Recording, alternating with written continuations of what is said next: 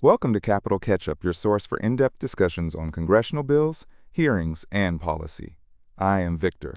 And I am Leanie. Today, we are diving deep into several major pieces of legislation introduced in the House and Senate, covering everything from veteran benefits and healthcare to financial security, education, and infrastructure.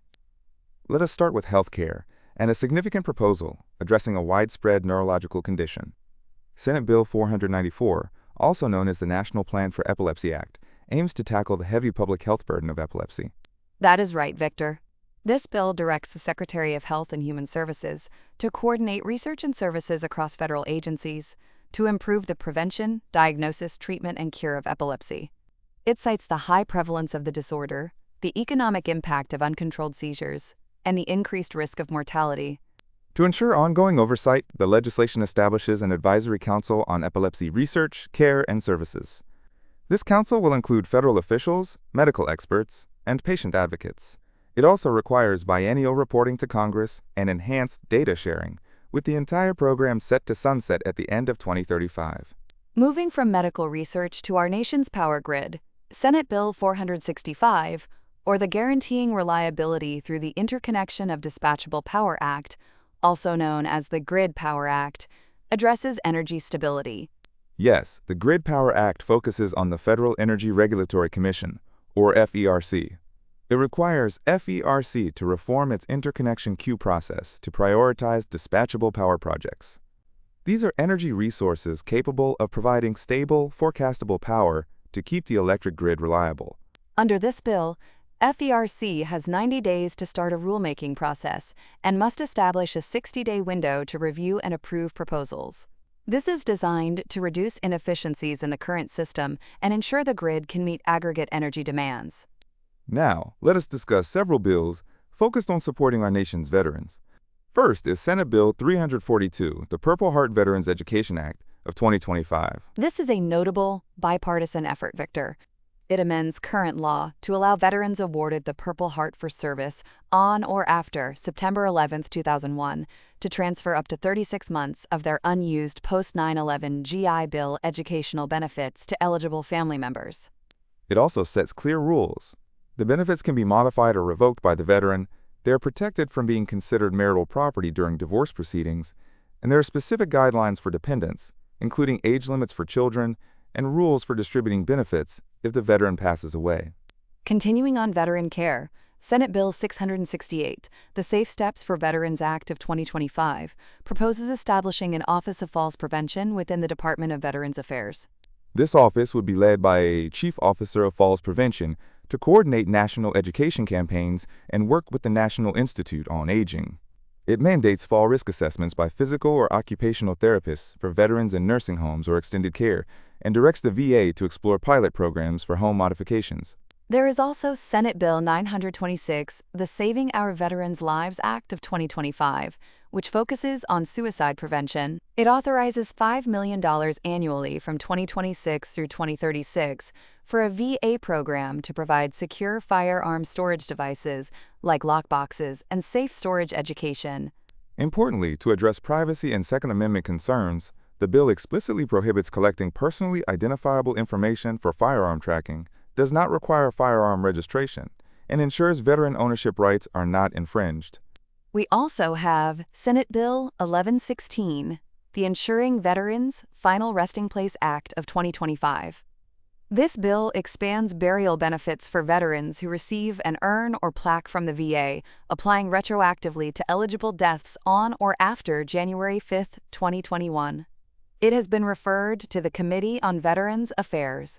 Another critical veteran-focused bill is Senate Bill 1657, the Review Every Veteran's Claim Act of 2025, introduced by Senators Banks and King. It prohibits the VA from denying a veteran's claim for benefits solely because they failed to attend a required medical examination. This ensures claims are evaluated more comprehensively rather than facing automatic rejection due to scheduling conflicts or other barriers. Let us transition to financial security and support for everyday Americans. Senate Bill 1234, the SSI Savings Penalty Elimination Act, is a bipartisan proposal to modernize supplemental security income eligibility. This is a major update, Leanie. It raises the asset threshold for SSI eligibility to $20,000 for individuals and $10,000 for couples, and adjusts these limits annually for inflation.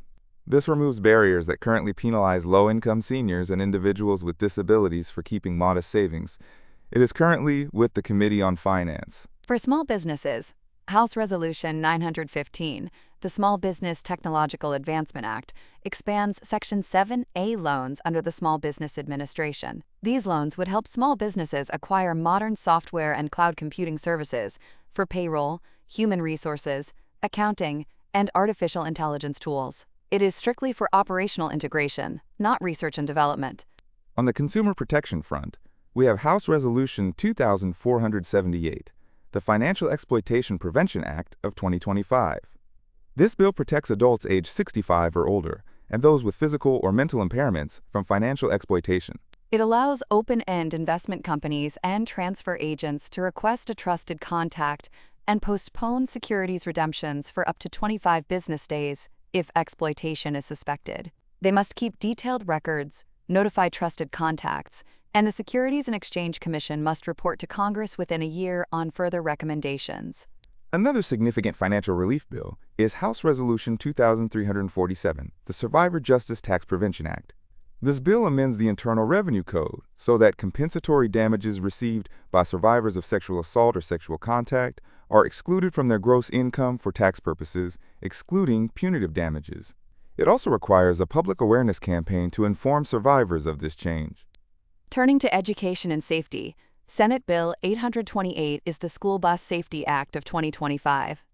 It directs the Secretary of Transportation to mandate 3-point safety belts, automatic emergency braking, event data recorders, electronic stability control, and advanced fire suppression systems on school buses. It also calls for stricter interior flammability standards, driver training, and rules regarding obstructive sleep apnea for safety-sensitive personnel. Plus, it establishes a federal grant program to help school districts finance these safety upgrades. In higher education, Senate Bill 1296, the Deterrent Act, aims to protect colleges and universities from foreign influence. It mandates disclosure of foreign gifts and contracts of $50,000 or more, and any gifts from countries of concern regardless of value. It also blocks contracts with specific foreign entities and creates a public database of these disclosures. Speaking of health and protection, Senate Bill 1552, the Living Donor Protection Act of 2025, prohibits life, disability, and long-term care insurers from denying coverage or raising premiums for living organ donors, provided there is no material actuarial risk. It also clarifies that organ donation qualifies as a serious health condition under the Family and Medical Leave Act, ensuring job-protected leave.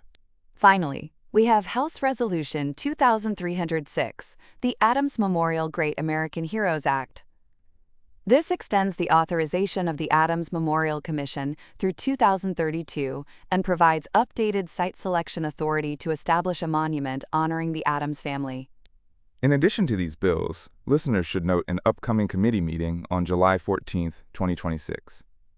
The House Foreign Affairs East Asia and Pacific Subcommittee will hold a meeting titled More Bang for the Buck, Aligning Commercial Diplomacy Between State and Commerce. That is a full slate of legislative action. As we wrap up, listeners should watch out for how the Senate Committee on Veterans Affairs handles the bills regarding missed medical exams and expanded burial benefits, as well as the progress of the SSI Savings Penalty Elimination Act in the Senate Finance Committee. Thank you for tuning in to Capital Catch-Up. We will see you next time.